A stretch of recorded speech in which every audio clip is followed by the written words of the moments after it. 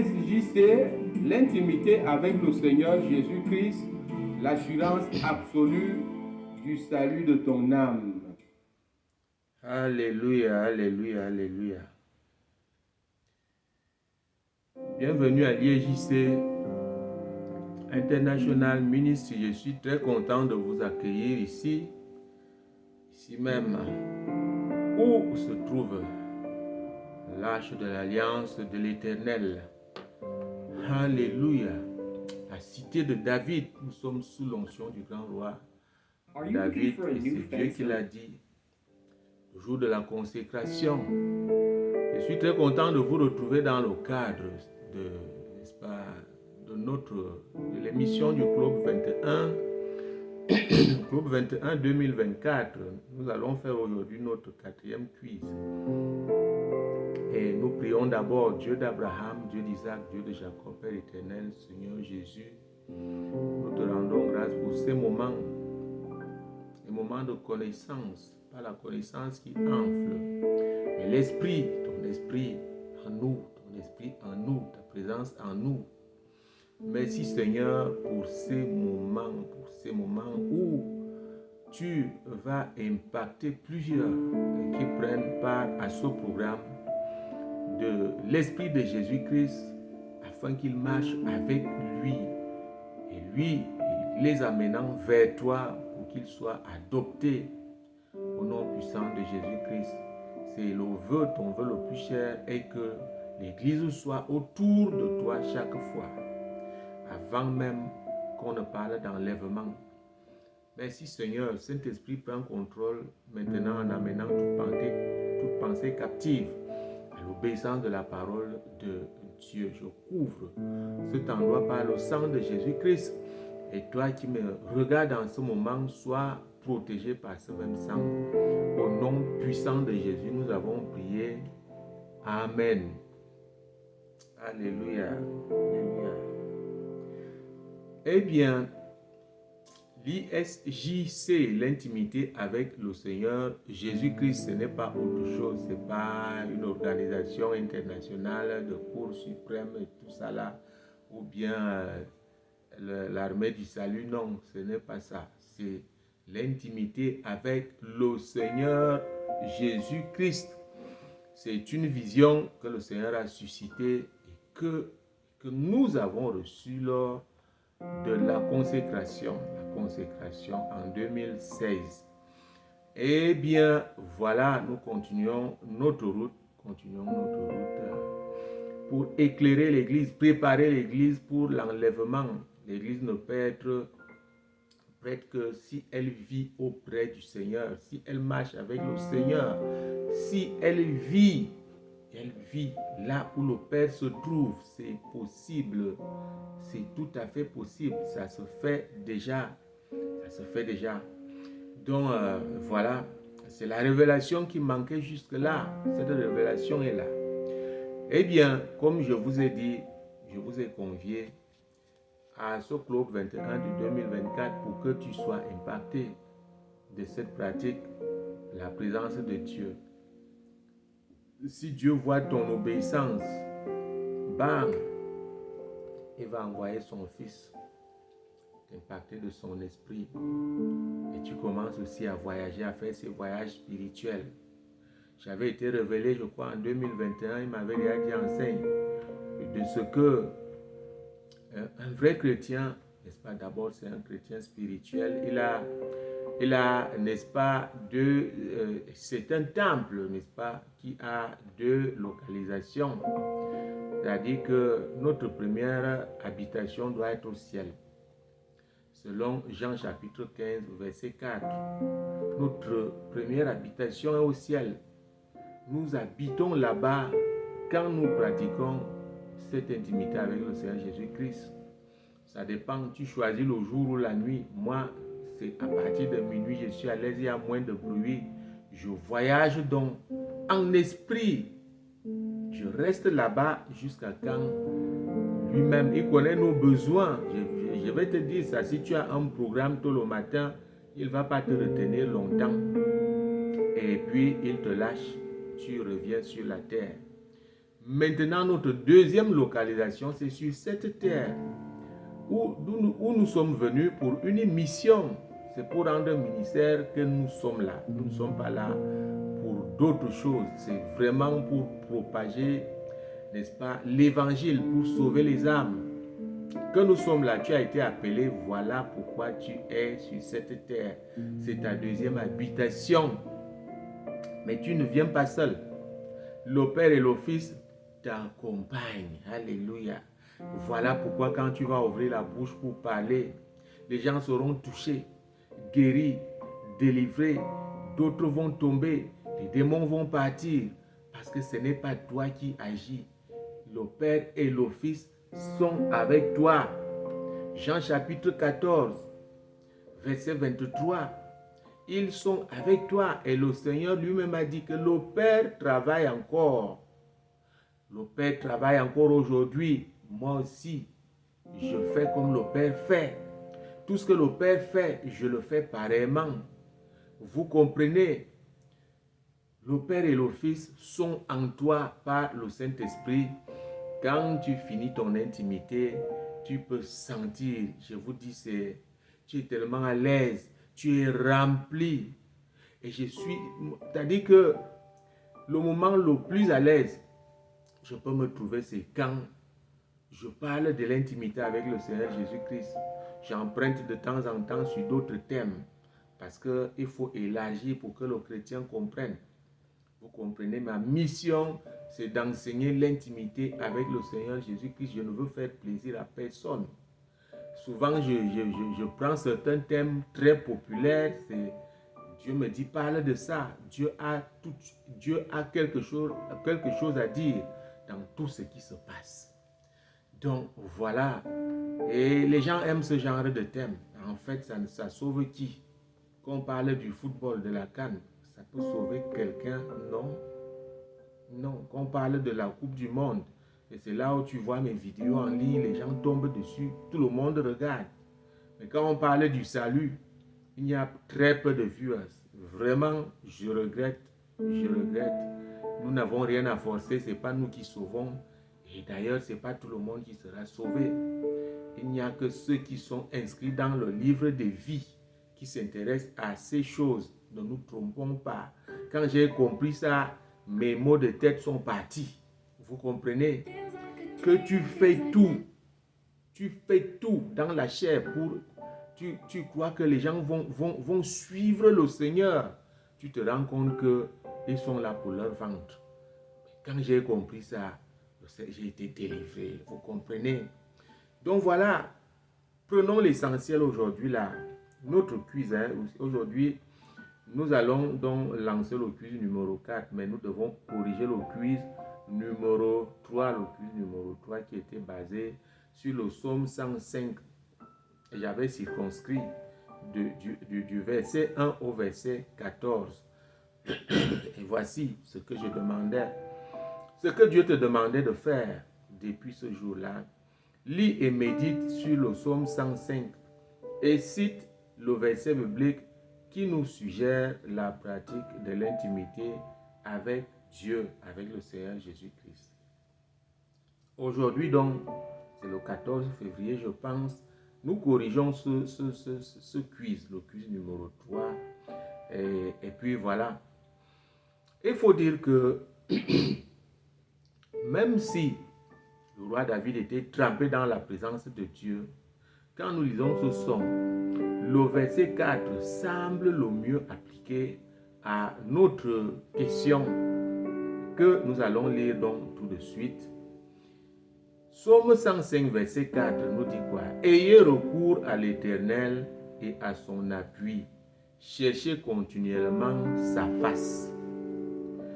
Chaque fois que tu verras le mot face parlant de la face du Seigneur, la face de Dieu, ça concerne la pratique de l'intimité avec le Seigneur Jésus-Christ. Ça concerne la présence de Dieu. Même Jacob avait dit dans, n'est-ce pas, Genèse, il avait dit, j'ai vu la face de Dieu. J'ai vu la face de Dieu et j'ai été délivré. Vous comprenez? Donc aussi, un grand homme de Dieu Il est presque le mentor de tous les hommes de Dieu de cette génération. Il est mort il y a longtemps. Watchman né, un Chinois. Il a fait 20 ans de prison pour la foi. Il a défini le christianisme comme étant la révélation personnelle face à face du Seigneur Jésus-Christ. Chaque fois que tu vas méditer et tu vois le mot face parlant de Dieu ou du Seigneur Jésus-Christ, sache que c'est une invitation royale. Alléluia. L'invitation royale. L'Église a une invitation royale aujourd'hui, c'est de venir à la présence de Dieu. C'est de voir Jésus-Christ tel que les autres l'ont vu. Nous avons encore ce problème. La pratique de l'intimité avec le Seigneur Jésus-Christ te permet de voir Jésus-Christ comme il l'avait promis lui-même. Jean chapitre 14, verset 19. Encore un peu de temps et le monde ne me verra plus. Mais vous, vous me verrez car je vis et vous vivrez aussi. J'ai déjà reçu cette parole. Lui-même m'a parlé. Il m'a dit, je vis. J'étais inquiet. Il m'a dit, je vis. Allez lire le verset 19 de Jean chapitre 14. Vous ne me verrez plus. Encore un peu de temps, le monde ne me verra plus. Est-ce que vous savez que quand le Seigneur est ressuscité, il est effectivement revenu? Et ce n'est que ses disciples qui le voyaient. Et pourtant, il marchait dans les rues avec eux. Souvenez-vous de son départ. Ils ont quitté Jérusalem pour aller à Béthanie. Ils étaient ensemble. Mais personne d'autre ne le voyait que ses disciples. Voilà comment cette parole s'est accomplie. Encore un peu de temps, le monde ne me verra plus, mais vous, vous me verrez. Est-ce que vous ne voyez pas que l'Église, à son tour, doit voir le Seigneur Jésus-Christ face à face? À l'IEJC, on le voit face à face. Quand tu pratiques l'intimité avec le Seigneur Jésus-Christ, tu vois le Seigneur face à face. Face à face. Alléluia. Il peut se manifester comme ça, physiquement. Il peut se manifester par son esprit. Tu sens que le gars est là. Tu sens qu'il est là. Tu sens que le roi des rois est là. J'enlève le mot gars là, c'est entré comme ça. Tu sens que le roi des rois est là. Tu sens quand il arrive. Quand tu pries, tu attends, tu sens quand il arrive. Parfois tu vois. Dernièrement, je l'ai vu. Je crois que les choses bizarres se passaient quelque part. Il allait intervenir. Il marchait très vite. La face attachée. Très vite. Il est passé très vite. Vous comprenez? Je l'ai vu. Donc, voilà. C'est le verset numéro 4. Chercher continuellement sa face. Encore qu'il y a le mot chercher. Ça veut dire quoi? Il y a deux caractères ici que nous relevons. Le premier caractère, c'est, n'est-ce pas, le caractère continu de l'intimité avec le Seigneur Jésus-Christ. Tu es dans cette affaire, tu dois comprendre qu'il n'y a pas d'interruption dans la prière. Et ce n'est pas n'importe quelle prière, ce n'est pas les prières à la va-vite. Non, le fait que tu ailles t'asseoir, tu t'assieds après avoir prié comme tout le monde, comme à l'église. Tu vas donc t'asseoir là où tu as préparé le lieu de rencontre avec ton époux, l'époux du ciel. Tu t'assieds là et tu l'attends. Tu ne dois pas manquer un seul jour. À l'heure où je vous parle là, depuis 2016 que j'ai eu cette affaire, je n'ai pas encore manqué un jour. C'est-à-dire assis comme ça et j'attends qu'il vienne. Vous comprenez ça? Toi qui viens d'arriver là, j'ai commencé à enseigner en 2020. Tu es arrivé au lieu très saint en 2021 là, je ne sais pas. Et il y a les nouveaux aussi. Ce n'est pas une histoire où tu fais aujourd'hui, demain tu manques. Non.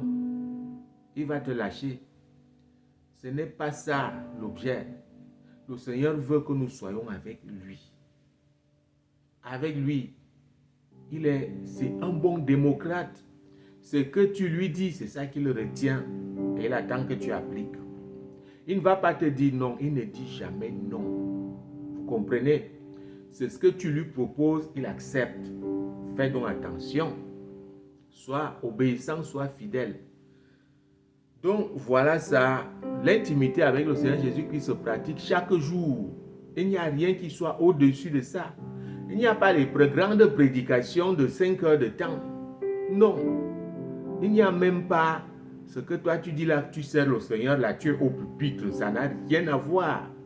C'est tellement bas que quelqu'un se tient là. Non, c'est la chose la plus élevée. C'est la pratique de l'intimité avec le Seigneur Jésus-Christ. La communion profonde avec le Père, parce que tu finis toujours par cette communion profonde avec le Père. Tu es assis, il m'a donné les preuves que je suis souvent assis devant lui. À la fin, quand tu finis là, quand tu as déjà fait 2 heures, 3 heures, allez, le temps qui va suivre là, tu es déjà devant le Père. Devant lui. Il n'y a rien qui soit au-dessus, aucune activité spirituelle. Je vous dis, les gens se vantent là, je sers le Seigneur, il sort le matin, il revient le soir, j'étais servi le Seigneur. Mais observez-le, il n'a même pas un temps où il se cache seul pour rester avec le Seigneur, mais il dit qu'il sert le Seigneur. Tu ne sers pas le Seigneur, tu sers toi-même. Tout serviteur de Dieu qui ne va pas s'asseoir avec Dieu. Tu racontes des histoires, hein? Le Seigneur Jésus, pendant son ministère sur terre, il repartait. Chaque nuit, il restait avec le Père. C'est ça qu'on appelle servir quelqu'un. Ça veut dire que comme je suis assis là, quelqu'un doit être là. S'il est mon serviteur, si mon bic tombe, il doit ramasser ce bic qu'il me donne. Si je dois déjà partir, ma veste est accrochée là. Dès que je lui dis, allez, nous partons, il doit prendre cette veste et puis je montre les bras comme ça. La voiture, la même chose. C'est lui qui ouvre la portière, c'est lui. Vous comprenez? C'est ça qu'on appelle servir un directeur, par exemple. Donc, voilà. Servir le Seigneur, c'est être avec le Seigneur, être avec lui. Il l'a dit dans Jean chapitre 12 et le verset 26. Mon serviteur doit être là où je suis. Alléluia. Donc voilà, c'est ce verset biblique qui nous indique ici une invite à la pratique de l'intimité avec le Seigneur Jésus-Christ. Voilà, tu as la réponse. Tu as fait des recherches. Voilà, c'est pour te dire aujourd'hui que le premier caractère, c'est le caractère continu de cette prière-là. Ce n'est pas n'importe quelle prière. Je prends ici pour référence Éphésiens, c'est le Saint-Esprit cette fois-là qui parlait. Éphésiens chapitre 6, verset 19. Nous lisons. Éphésiens chapitre 6, verset 18, nous lisons. Faites en tout temps par l'Esprit toutes sortes de prières et de supplications. Veillez à cela avec une entière persévérance et priez pour tous les saints. Vous voyez le mot, nous voyons le caractère insistance, nous voyons le caractère perpétuel, chaque fois, sans manquer, faites en tout temps, par l'Esprit. C'est par l'Esprit, ici l'Esprit avec grand E qui montre que ce n'est pas les prières du parvis extérieur, ce n'est pas les prières de l'église. L'église là, comme on peut dire église, ils arrivent là, tu entends un vacarme, oui c'est bien, ça c'est l'âme qui prie là, c'est l'âme. Maintenant, il faut être avec le Père. C'est ça, en esprit, par l'Esprit. C'est l'Esprit cette fois-là qui prie. Vous comprenez? Toutes sortes de prières et de supplications. Veillez à cela avec une entière persévérance. La persévérance veut dire sans manquer. Et prier pour tous les saints. Le deuxième caractère donc ici apparaît. C'est-à-dire que l'intercession. Éphésiens chapitre 6, toujours le verset 19. Priez pour moi afin qu'il me soit donné, quand j'ouvre la bouche, de faire connaître, n'est-ce pas, hardiment et librement le mystère de l'évangile. Chers frères et sœurs en Christ, et toi qui m'écoutes pour la première fois, quand tu pratiques l'intimité avec le Seigneur Jésus-Christ, tu es trempé dans l'intercession. Tu peux changer le cours de ce monde parce que ce n'est pas toi qui pries cette fois-là, mais la prière passe par toi. C'est pourquoi on nous appelle les vases.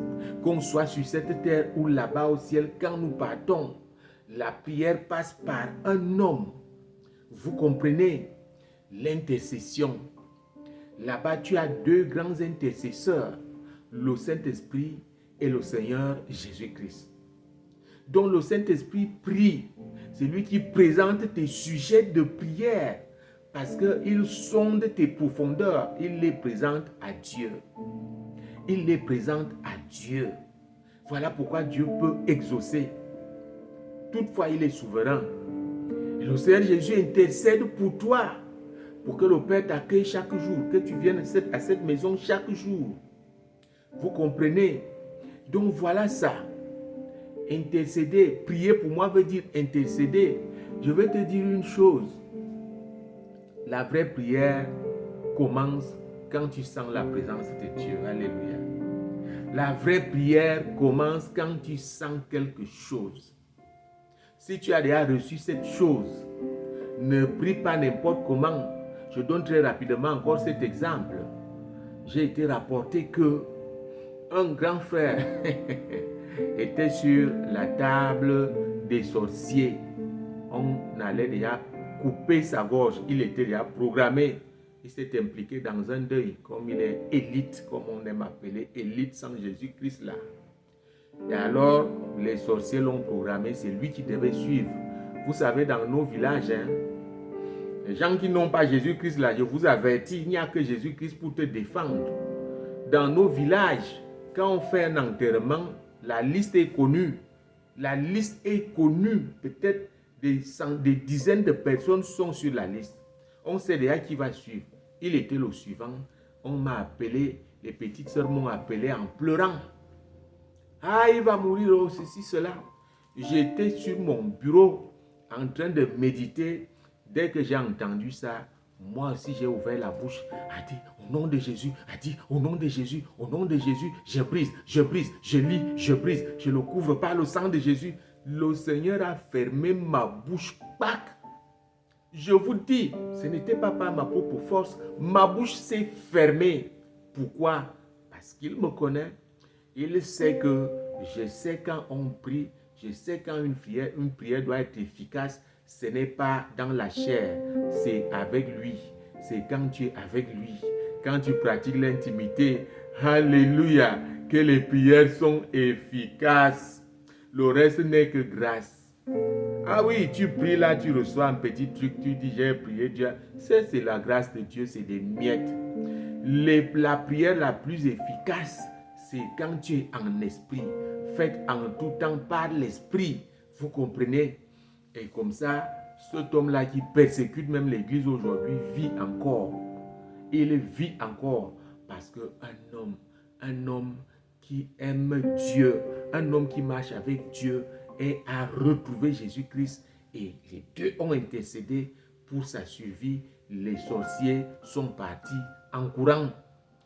L'ont lâché, sont partis en courant. Vous comprenez? Donc voilà ça, le caractère d'intercession.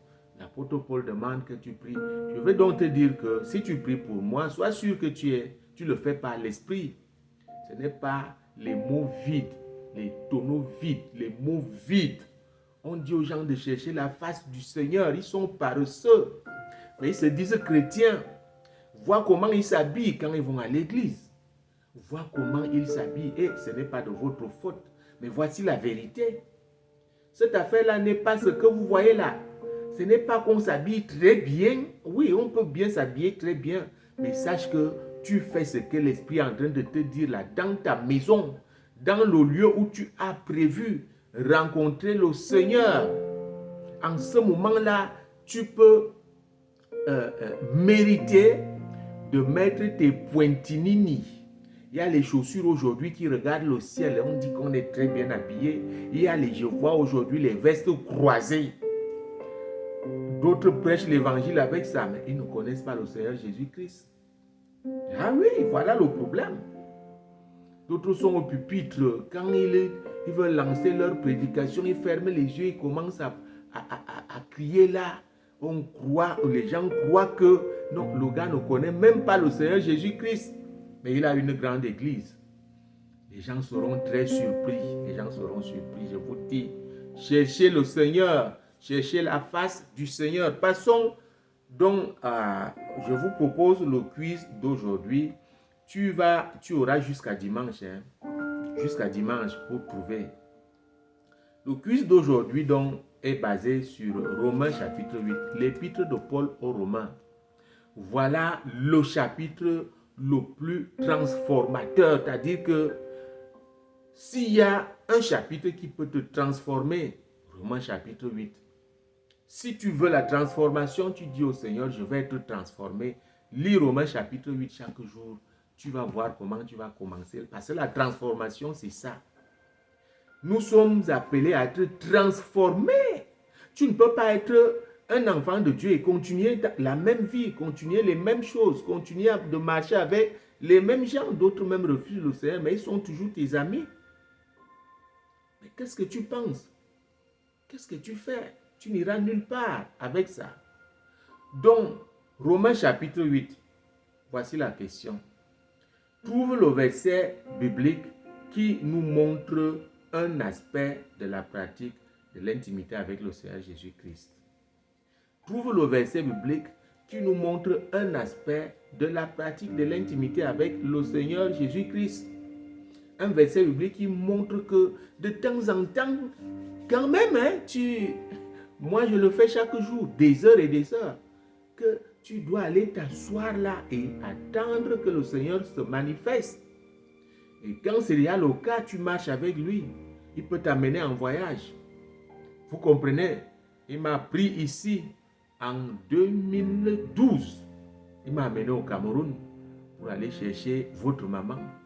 On appelle ça la translation. Il peut t'amener pour aller rendre ministère quelque part sans prendre l'avion. Tu te retrouves dans un autre pays.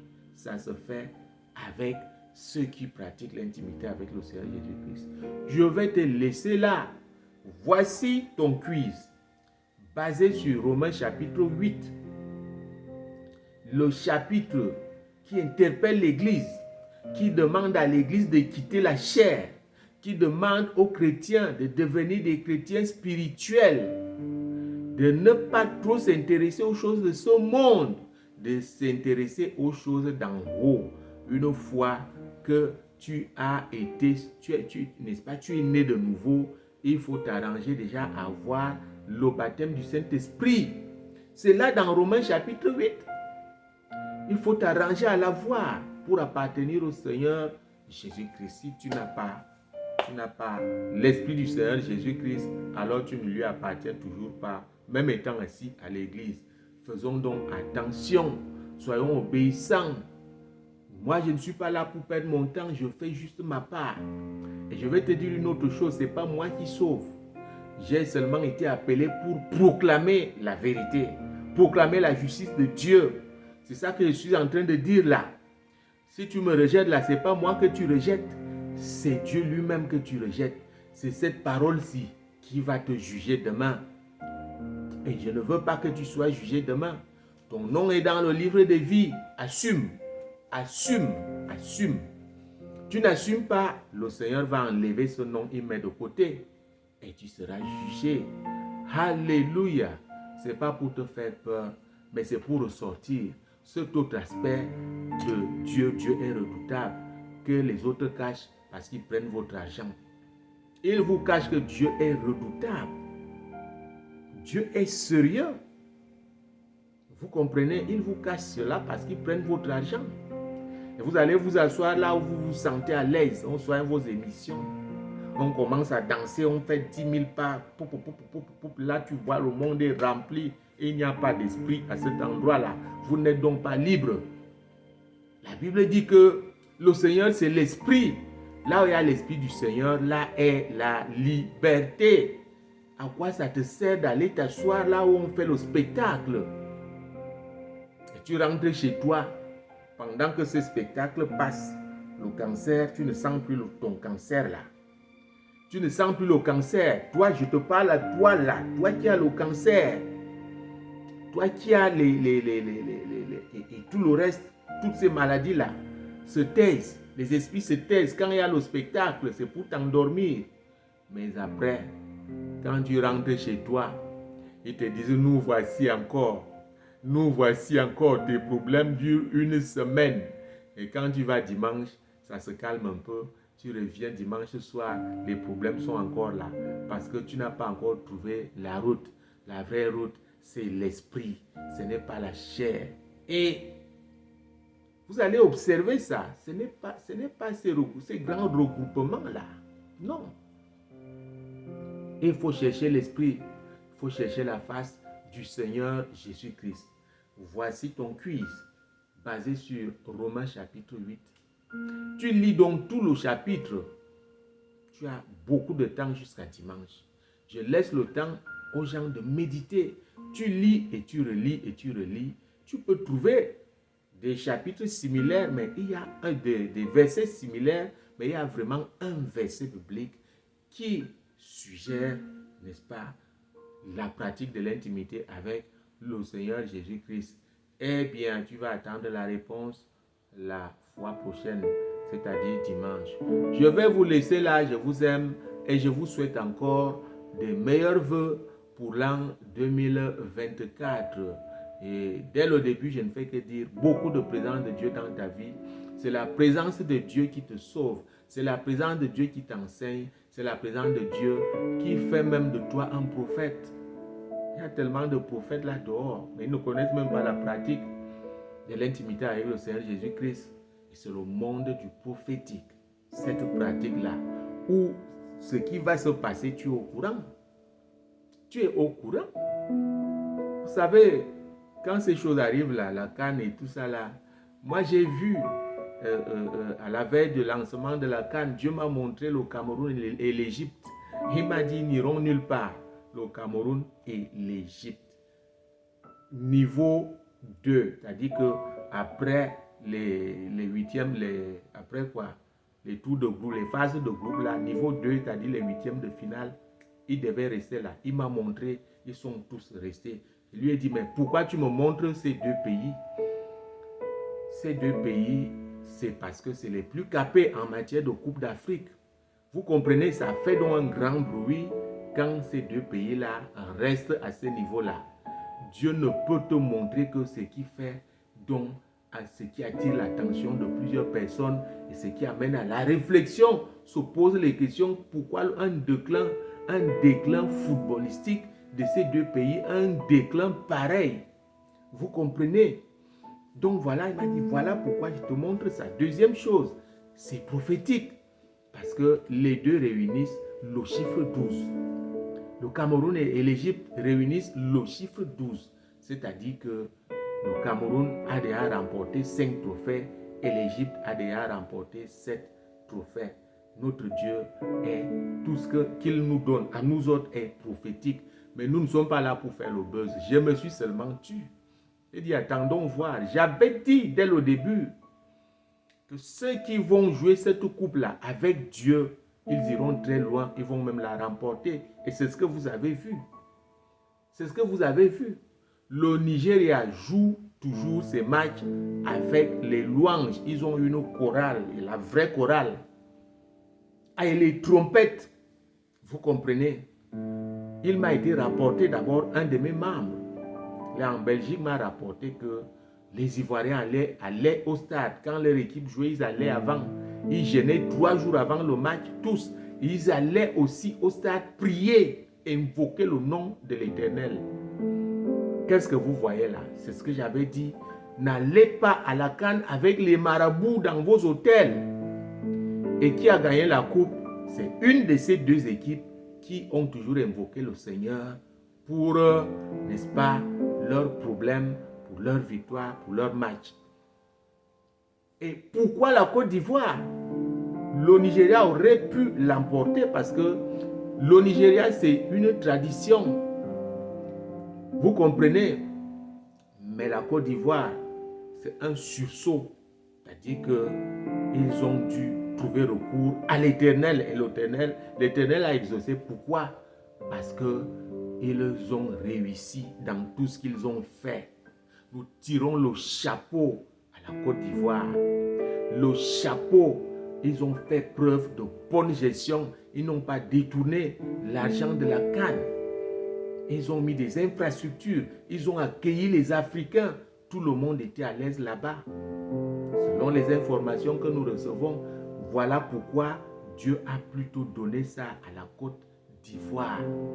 C'était pour les récompenser. Vous comprenez? Faire preuve de bonne gestion, déjà, il y a quelque chose de Dieu là-dedans. Il y a quelque chose de Dieu. Organise la CAN 10 000 fois, mais si ce que tu mets là détourne l'argent de la CAN 10 000 fois, tu vas rater cette CAN-là. Dieu n'est pas content. Comprenez? Donc voilà, ces deux pays sont arrivés au sommet. Le Nigeria n'a pas démérité. Je vais vous laisser là. Vous allez toujours voir ces choses. Nous, on va parler après. Parce qu'on ne recherche pas le buzz. Alléluia. On va être un peu à part. Les gens sont là au lieu d'aller travailler. Ils créent les comptes dans les réseaux sociaux. Au lieu d'aller travailler physiquement. Produire quelque chose. Être utile pour leur nation.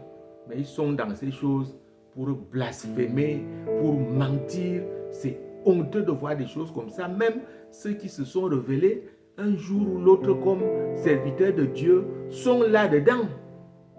Ils ne sont plus pasteurs. Ils sont déjà des blogueurs. Ils sont déjà des lanceurs d'alerte. Quelle honte! Quelle honte!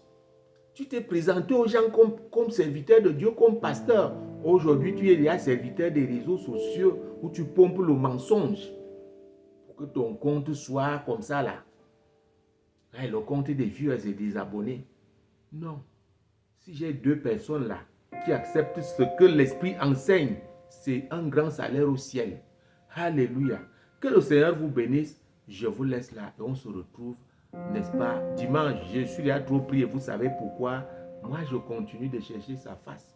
Je passe à un autre niveau. La plénitude du prophétique.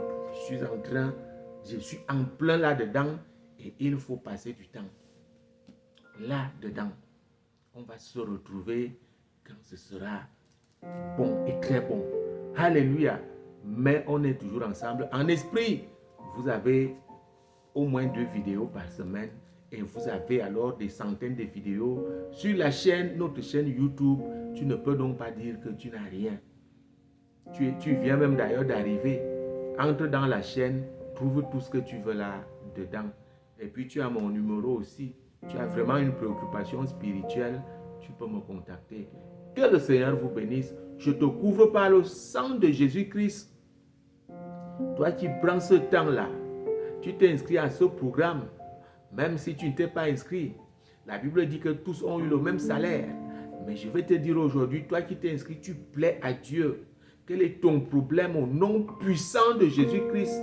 Au nom puissant de Jésus. Au nom de Jésus. Pose la main là où se trouve ton problème, la douleur. Et qu'est-ce que j'en sais? Tu ne vois plus bien, tu ne lis plus bien la Bible. Au nom puissant de Jésus, retrouve ta vue.